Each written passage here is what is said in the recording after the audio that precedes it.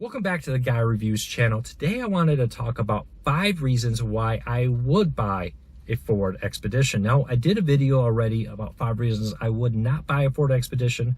I've owned this vehicle for about 4 months now and wanted to give you my thoughts on it. Now, as with all vehicles, there's pluses and minuses, and that's what I wanted to point out. Most people can easily find things like gas mileage, how many people it sits, storage capacity, that kind of stuff. But I wanted to talk about a few other reasons that the Ford Expedition stood out to me and why I really liked it. Now, this is my opinion on this. Your opinion may vary, but let me know what you think. If there's some reasons you like a Ford Expedition or don't and wouldn't recommend it, leave a comment. Let us know what they are. But if you want to find out my 5 reasons not to buy this vehicle, check out the show notes down below. In the first comment, I'll put a link to that video there. Also, if you're new here, do me a favor, hit that subscribe button, hit that thumbs up. It really does help us because it lets YouTube know you enjoy what we do here, and hopefully we can help you, in this case, pick out the right vehicle for you. Now let's get into 5 reasons I would recommend this vehicle. Start off with number 1. For the price, there's a lot of features in this vehicle. Heated and air-conditioned seats, heated steering wheels, lane keeping, backup camera, 360 cameras, all kinds of stuff. Now, I do have the limited version of this vehicle. Keep that in mind. Make sure you buy the same version if you're looking for those kind of features.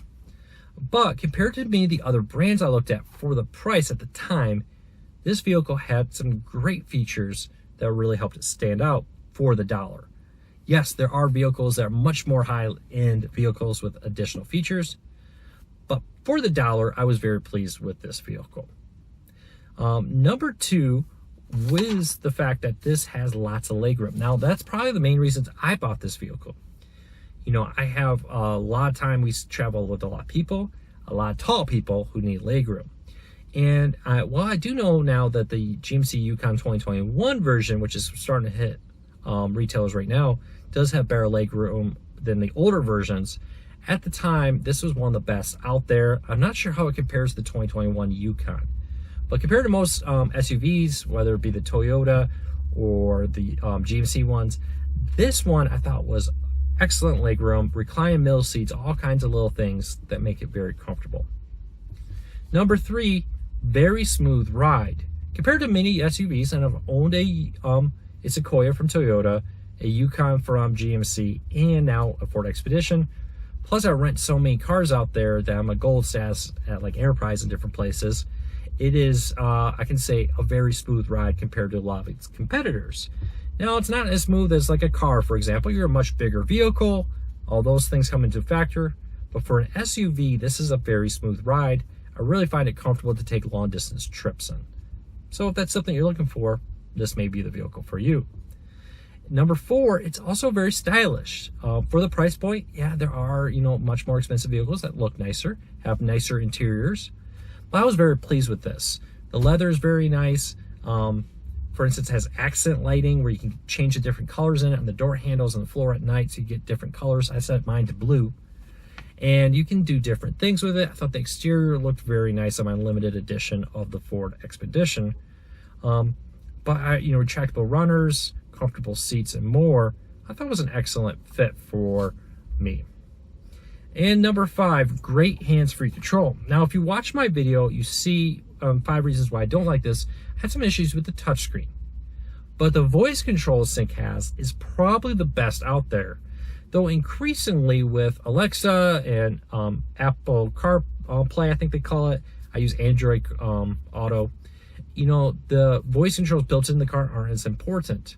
I now use mostly Alexa or I use Android Auto.